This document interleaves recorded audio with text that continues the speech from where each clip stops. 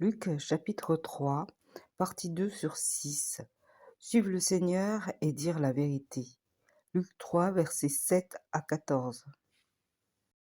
Il disait donc à ceux qui venaient en foule pour être baptisés par lui: Race de vipères, qui vous a appris à fuir la colère à venir? Produisez donc des fruits dignes de la repentance, et ne vous mettez pas à dire en vous-même: Nous avons Abraham pour père, car je vous déclare que de ces pierres, Dieu peut susciter des enfants à Abraham. Déjà même la cognée est mise à la racine des arbres.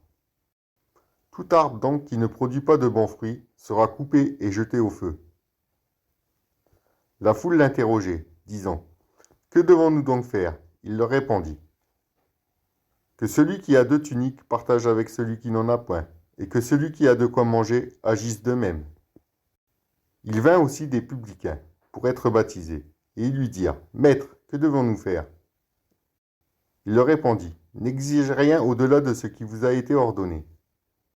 Des soldats aussi lui demandèrent: Et nous, que devons-nous faire? Il leur répondit: Ne commettez ni extorsion, ni fraude envers personne, et contentez-vous de votre solde. Encouragement. Nous voyons ici que Jean est assez direct pour emmener les gens qu'il rencontre à la repentance. Il leur parle de porter du fruit, c'est-à-dire de faire des choses bonnes pour Dieu.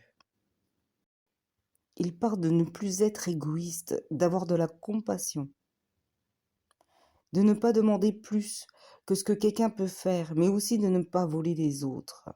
Précisons que les personnes à qui Jean parle sont demandeurs et veulent faire au mieux. Suivre Dieu, c'est de vivre dans la vérité, et la vérité donne la délivrance.